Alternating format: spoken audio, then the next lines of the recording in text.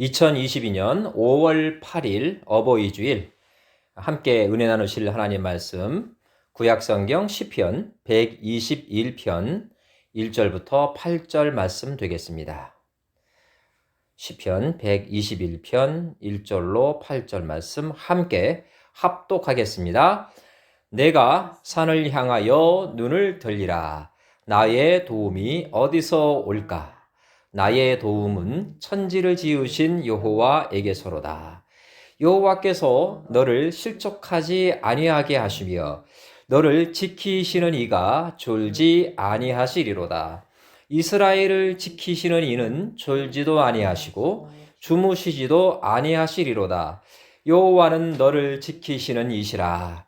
여호와께서 내 오른쪽에서 내 그늘이 되시나니 낮의 해가 너를 상하게 하지 아니하며 밤의 달도 너를 해치지 아니하리로다. 여호와께서 너를 지켜 모든 환난을 면하게 하시며 또 내 영혼을 지키시리로다. 여호와께서 너의 출입을 지금부터 영원까지 지키시리로다. 아멘. 저는 오늘 본문 말씀 의지해서 주무시지 않는 하나님, 이런 제목으로 함께 은혜를 나누고자 합니다. 제가 이 설교를 준비하면서 평소 가끔씩 되돌려보던 유튜브 영상 하나를 다시 시청했습니다. 제목은 이 세상에서 가장 아름다운 영어 단어입니다. 고 황수관 박사님께서 생전에 마지막으로 녹화한 영상이기도 합니다. 박사님은 영국 문화협회가 세계 102개국 비영어권 국가 4만 명을 대상으로 가장 아름다운 영어 단어는 이란 주제로 실시한 여론조사에서 mother, 즉 어머니가 압도적으로 1위를 차지했다고 소개하면서 그 역시 돌아가신 어머님을 매우 그리워했습니다. 참고로 2위는요, 패션, 열정이었고 3위는 스마일, 웃음이었습니다. 저는 이 러브, 사랑이 압도적으로 1위일 줄 알았는데 그렇지 않더군요. 사랑은 4위였습니다. 그런데 말입니다. father, 아버지는 몇이었을까 궁금했는데 10위도 아니고 30위도 아니고 70위 밖에 있었습니다. 충격이죠. 아무튼 사람들은 이 어머니라는 단어를 세상에서 가장 아름다운 단어로 택했고 어버이 주일로 지키는 오늘 이 주일 우리에게도 우리 그리스도인들에게도 시사하는 바가 참 많다고 할 수 있습니다. 제가 사는 이 미국은 어버이날은 따로 없습니다. 이곳에서는 한국의 어버이날인 5월 8일 오늘을 마더스데이 즉 어머니날로 지킵니다. 달력에 그렇게 딱 인쇄가 되어 있습니다.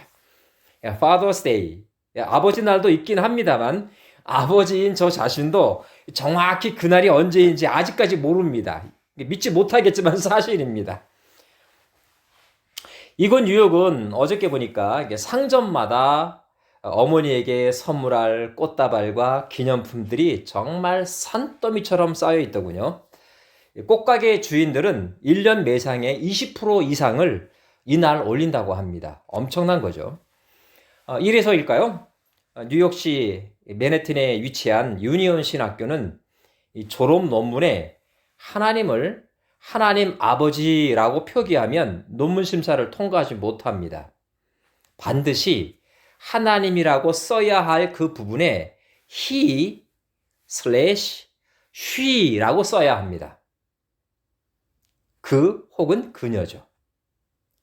혹은이 아니죠. 그리고입니다. 이 거북스럽기는 하지만 제가 보기에 딱히 틀린 말은 아니라고 보이기도 합니다. 이게 왜냐하면요. 우리 그리스도인들이 하나님의 자녀라고 할 때 부모님 두 분 가운데 어머니의 사랑이 더 실감나게 다가오니까 말이죠. 실상이 그렇잖아요.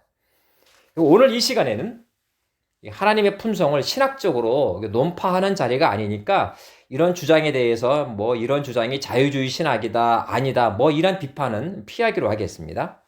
아무튼 우리 인류 대부분은요, 어머니를 가장 아름다운 단어로 기억하고 있다는 그 사실과 우리 그리스도인들 역시 하나님을 어머니의 사랑과 거의 유사한 성품을 가지신 분으로 느끼고 있다는 사실, 이 사실 또한 부인할 수 없습니다. 하나님은 우리의 창조주 하나님이십니다. 믿습니까? 따라서 당연히 하나님을 믿는 우리는 뭐가 됩니까? 그의 자녀가 됩니다. 그런데 말입니다. 갈라디아서 3장 26절은 다음과 같이 말합니다.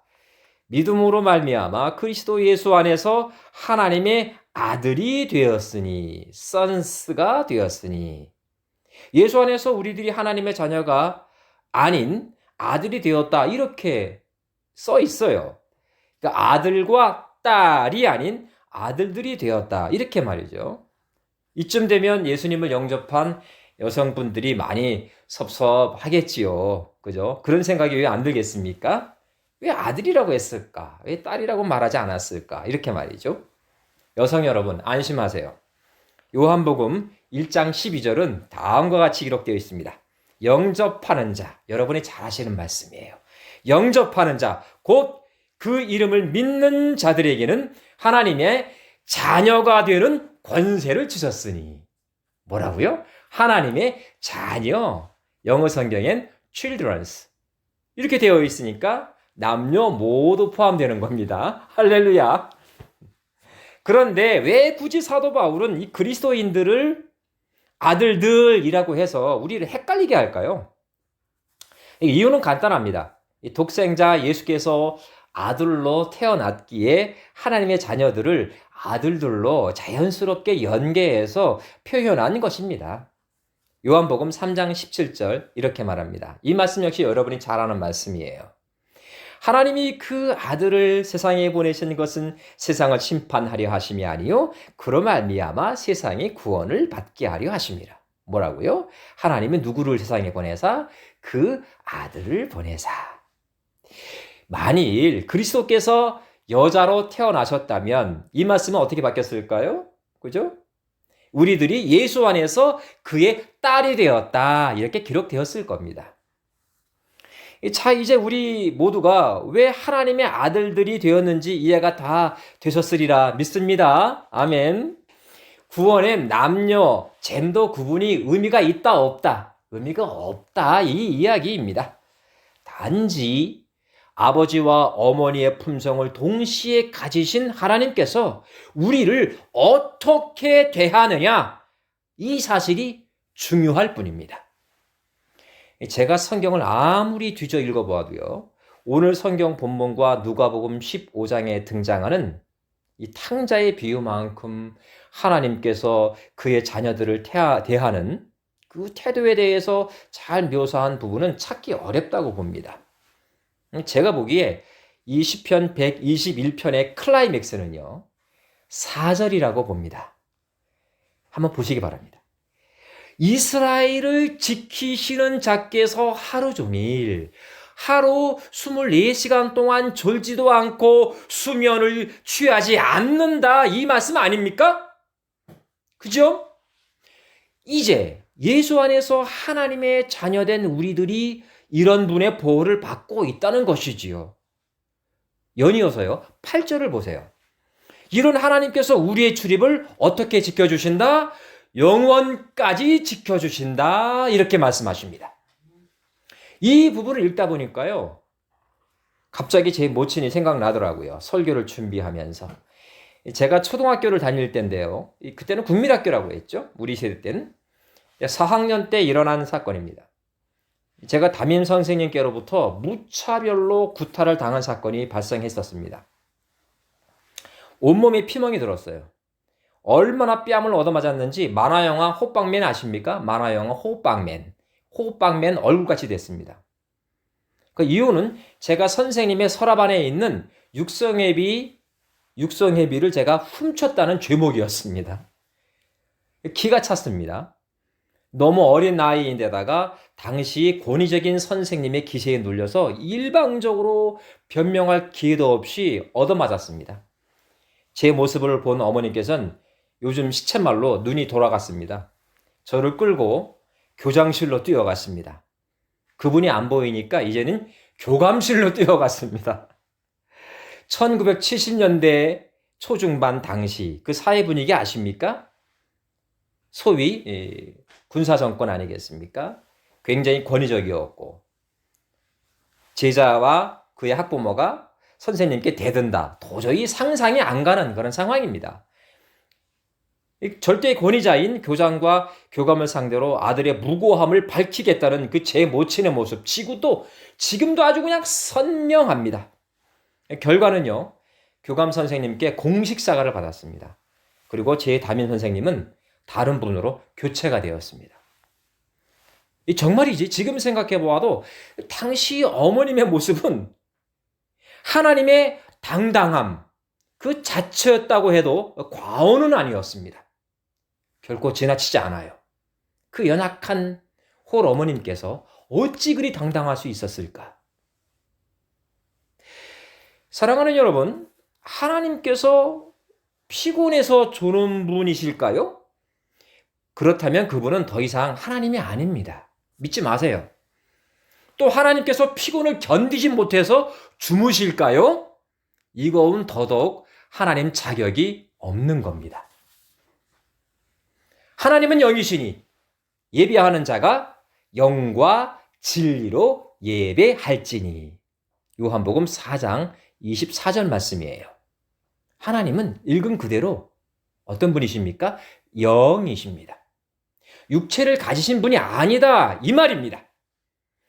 그런데도 오늘 시편 기자는 굳이 이런 표현을 하고 있잖아요. 의도가 뭘까요? 의도가 말이죠. 우리가 생각할 수 있는 하나님의 능력을 최대치로 한 단계 더 끌어올리고 싶은 그런 마음 때문이 아니었을까요? 조금 더 실감나게. 육체를 가진 우리들도 하루 24시간 졸지 않고 버티면서 자녀들을 지킨다면 그 자체로 대단한 일인데요. 영이신 하나님께서는 오죽하겠느냐? 더 철저하게 너희를 지키지 않겠느냐? 이런 뜻인 셈입니다. 할렐루야. 신약에 들어와서요. 누가복음 15장에 등장하는 탕자의 비유 역시 우리를 대하시는 하나님의 심성이 고스란히 드러납니다. 이 스토리텔링은 사실 우리 신자들은 물론 예수님을 영접하지 않은 분들도 너무 잘 아는 내용이지요. 여기서 굳이 그 내용을 다 설명드리지는 않겠습니다. 다만 하나님께서 가지신 부모의 심정이 잘 묘사된 장면 하나에 주목하고자 합니다. 20절을 읽어드리겠습니다. 찾지 마세요. 제가 읽어드릴게요. 이에 일어나서 아버지께로 돌아가니라. 아직도 거리가 먼데 아버지가 그를 보고 측은히 여겨 달려가 목을 안고 입을 맞추니, 이렇게 되어 있습니다. 저는 이 가운데서도 아직도 거리가 먼 데에 주목하고자 합니다. 우리 한번 그림을 그려볼까요? 그림을. 탕자, 즉 이 둘째 아들은 지금 어떤 상황입니까? 요즘으로 치면은요, 룸살롱과 카지노에서 크게 놀다가 돈 다 털리고 거지가 되어 돌아가는 형편입니다. 성경 그대로입니다. 당당하지 못합니다. 떳떳하지 못하리 걸음이 빠를까요? 느릴까요? 양발에 한쪽 발당 50kg 모래주머니를 달고 걷는 것과 같을 겁니다. 쭈삣쭈삣 들어갈까 말까 돌아서다가 다시 집으로 향하고 마치 소걸음처럼 느릴 겁니다. 해외 파병 나간 자식이 부모님 만나러 가는 그런 그림이 아니라는 겁니다. 자동차로 치면 시속 몇 마일? 한 5마일쯤 되는 속도입니다. 그런데도요, 탕자의 아버지는 말이죠. 여기서 다시 말씀을 드립니다. 아버지이든 어머니이든 그게 중요한 것이 아니라는 거 꼭 기억해 두시기 바랍니다. 제가 모두에 말씀드렸죠. 하나님을 뭐로 생각하면 성경 이해 못한다. 하나님을 잼도로 이해하면 성경 이해 못합니다. 아무튼 그 아버지는 느릿느릿 돌아오는 아들을 먼 거리에서도요 단박에 알아봅니다. 평소에 그 아버지가 탕자 아들을, 그 둘째 아들을 어떻게 기다렸을까? 이런 궁금증이 풀리는 대목입니다. 바로 그겁니다. 날이면 날마다 집 나간 자식을 기다리는 부모의 심정이 고스란히 그 한 문장에 담겨 있는 거죠. 언젠간 돌아올 것이다. 이런 기대를 갖고 있는 것이지요. 아마도 대문이 있는 집이었다면 그는 절대로 대문을 잠그지 않았을 겁니다. 캄캄한 밤중에 덜컥거리는 소리가 나면 혹시 아들이 오지 않았을까? 문을 열어보았을 겁니다. 사랑하는 성도 여러분, 이것 하나는 꼭 기억하시기 바랍니다. 하나님은요, 그 택한 백성, 다시 말해 한번 양자 삼으신 자신의 자녀를 절대로 버리지 않습니다. 누가복음 15장 32절은 이렇게 말합니다.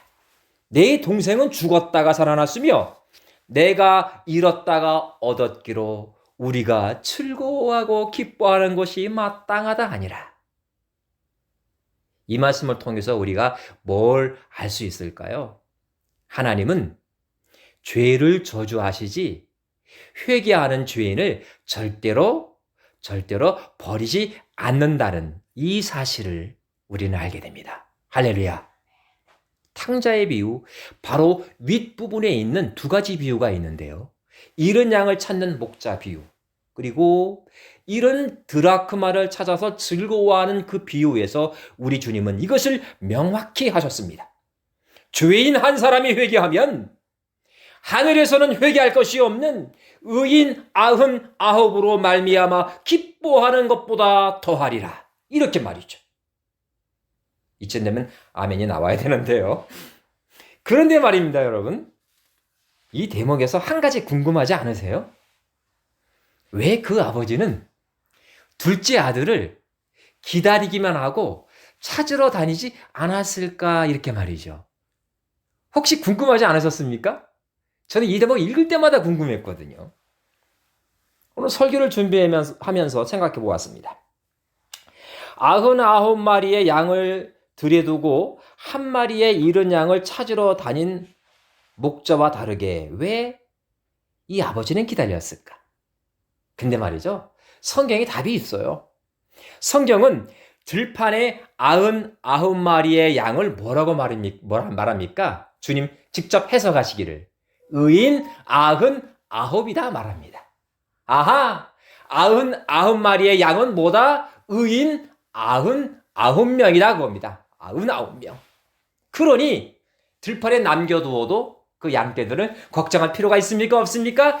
걱정할 필요가 없습니다. 그러나 탕자의 형인 첫째 아들은 아직 믿음이 약했습니다. 돌아온 동생을 환영하는 아버지를 어떻게 합니까? 비난합니다. 돌아온 탕자를 위해서 세상 이 난리법석 잔치를 벌이십니까? 나를 위해서는 살진소 한 마리도 잡지 않으시더니? 아버지는 알았어요.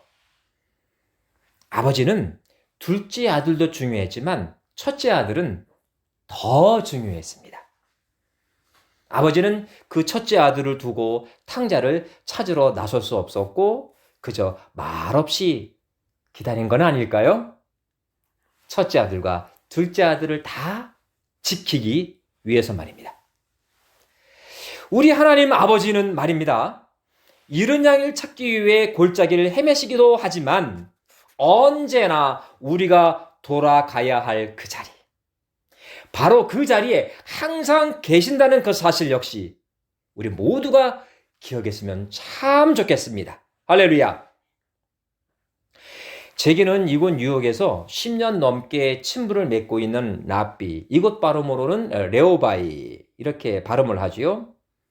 그런 레오바이가 여러 명 있습니다. 이 중에는 실버맨이라는 굉장히 유명한 가문의 후손도 포함되어 있습니다. 그런데 말이죠. 그 부인이 낳은 자녀가 몇 명인지 아십니까? 낳은 아들과 딸이 제가 알기로는 아마도 13명쯤 됩니다. 듣는 여러분들은 아니 13명이면 13명이지 아마쯤은 또 뭘까? 아마 이상하다고 생각하실 거예요. 간단합니다. 애들을 너무 많이 낳아가지고요. 제가 세다가 포기했습니다. 너무 아이를 많이 낳다 보니까 당신 도대체 애를 몇 명 낳았습니까? 라고 묻는 것이 좀 신뢰라고 생각이 들어서 도저히 물어볼 수가 없더라고요. 더욱 충격적인 것은요. 듣고 놀라지 마세요. 지금 이 시간에도 미세스 실버맨은 한 아이를 또 임신하고 있습니다. 야곱은 부인 몇 명을 통해서 부인 4명을 통해서 아이를 낳았는데 이분은 지금 혼자서 그 아이를 다 낳고 있는 거예요. 아멘 하지 마세요. 제가 지금 이 랍비에 대해 말하고 싶은 포인트는 아이들 숫자가 아닙니다. 그 부모들이 그 자녀들을 대하는 태도입니다. 10년 동안 수시로 그분의 집과 회당을 제가 들락거렸는데요. 단 한 번도 화를 내거나 때리는 신용조차 하는 것을 본 적이 없습니다. 짜증은커녕 아이들 하나하나를 대하는 그 태도를 보면은요. 내리사랑이라는 말로밖에는 표현이 되지 않습니다. 딱 한 번 엄마가 꼬맹이 한 명을 붙잡고 훈계하는 것을 본 적이 있기는 합니다. 아이 손에는 지금은 기억이 나진 않지만 뭔가 좀 위험한 물건이 들려 있었고 엄마는 그것을 강제로 뺏지 않더라고요. 그것을 네가 왜 엄마인 나에게 그거를 넘겨줘야 하는지를 말로 설득을 하고 있더라고요. 저 같으면 그냥 금방 뺏어버릴 텐데 그러면 아이가 앙 하고 울겠죠. 근데 그럼에도 불구하고 엄마는 그것이 너한테 왜 위험한가를 설명하고 있어요. 감탄했습니다. 두 자녀를 감당하는 것도 벅찬 저로서는 너무너무 경이로운 일이었습니다. 너무 경이로웠어요. 그 많은 자녀가 어디를 다쳐서 병원에 입원했다거나 사고를 쳐서 경찰서에 들락거렸다 이런 말을 들어본 적이 없습니다. 사랑하는 성도 여러분, 그렇다면 우리를 하루 24시간 불꽃 같은 눈으로 지켜보시는 우리 하나님 아버지는 도대체 어디 계실까요? 이것도 궁금하지 않으십니까? 궁금하잖아요. 그 답은 참 생뚱맞게 오늘 시편 121편 표제어에 있습니다. 시편은 각기 시편마다 표제가 달려 있는데 이 시편 121편은 이렇게 달려 있습니다. 성전에 올라가는 노래. 이렇게 말입니다. 시편 기자 역시 야훼 하나님은 시공을 초월하시는 하나님이심을 알고 있었을 텐데 왜 굳이 그를 뵈러 성전에 올라간다고 했을까요? 그리고 정말 하나님은 구약의 성전, 현대로 치면 교회에 가야만 뵐 수 있는 분일까요? 그럴까요? 저는 아니라고 봅니다. 이는 마치 누가복음 15장의 탕자가 자신을 받아줄 그리운 부모가 있는 그 집을 사모하듯이 이 시편 기자는 성전에 자신을 기다리는 아버지가 있다고 믿고 있는 것은 아닐까요?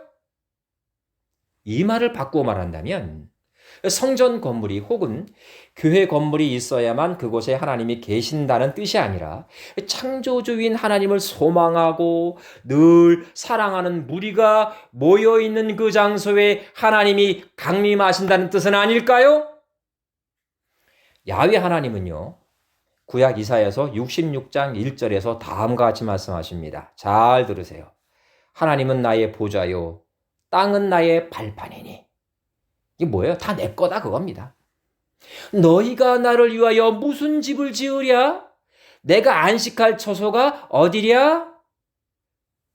이 땅에 이 하늘의 모든 것이 내 건데 너희가 나를 위해서 무슨 집을 지을 건데? 이렇게 묻고 있는 거예요. 이는 신약도 마찬가지입니다. 우주와 그 가운데 있는 만물을 지으신 하나님께서는 전지의 주제시니 손으로 지은 전에 계시지 아니하시고 또 무엇이 부족한 것처럼 사람의 손으로 섬김을 받으시는 것이 아니니 이렇게 말합니다. 사도행전 17장 24절에서 25절 바울이 아덴 사람에게 직접 설교한 내용입니다. 이런 말씀들은 소위 무교회주의자들의 주장을 지지하는 근거가 될까요? 아닙니다. 천만에요. 하나님은 솔로몬에게 성전 건축을 허락하셨습니다. 다윗이 그토록 소망했지만 하나님께서는 그의 손에 피를 많이 묻혔으니 그 아들 솔로몬에게 성전 건축을 허락했습니다. 무소부재하신 하나님께서 자신이 임재할 장소를 지정하신 겁니다. 고린도후서 6장 16절은 우리 몸이 하나님의 성전임을 밝히고 있지만 하나님은 성전을 동시에 짓는 것을 허락했다 이 말입니다. 그 이유가 뭘까요? 그 이유가 뭐냐 이겁니다. 다시 말씀드립니다. 오늘 성경 본문 121편 표제어가 그 달입니다. 성전에 올라가는 노래. 이것이 오늘 이 어버이 주일에 주시는 하나님의 응답입니다. 성전에 올라가는 성도가 기쁜 마음으로, 다시 말해 아들과 딸이 그 부모를 만나러 가는 그 심정으로 교회에 모인 그 장소에 우리 아버지이신 하나님이 계십니다. 이것이 우리 성도들이 교회에 출석해야 하는 단 하나의 이유입니다. 이사야서 66장 2절과 3절에서 우리 하나님 아버지께서 다음과 같이 우리에게 말씀하십니다. 나 여호와가 말하노라. 내 손이 이 모든 것을 지었으므로 그들이 생겼느니라. 무릇 마음이 가난하고 심령에 통회하며 내 말을 듣고 떠는 자 그 사람은 내가 돌보려니와. 소를 잡아 드리는 것은 살인함과 다름이 없이 하고 어린 양으로 제사 드리는 것은 개의 목을 꺾음과 같이 다름없이 하며 드리는 예물은 돼지의 피와 같이 다름이 없이 하고 분향하는 것은 우상을 찬송함과 다름이 없이 행하는 그들은 자기의 길을 택하며 그들의 마음은 그 가증한 것을 기뻐한다. 오늘 어버이 주일을 맞이해서 이 교회에 모이신 여러분은 지금 이 시간 하나님께서 찾으시는 가난한 마음과 심령에 통회하는 마음을 가지고 이 자리에 계신가요? 아니면 아무 정성 없이 살인하듯 잡은 소와 개 같은 형식적 제물로 하나님을 기쁘게 하려고 이 자리에 모이신 건가요? 기도하겠습니다. 아버지 하나님 감사합니다.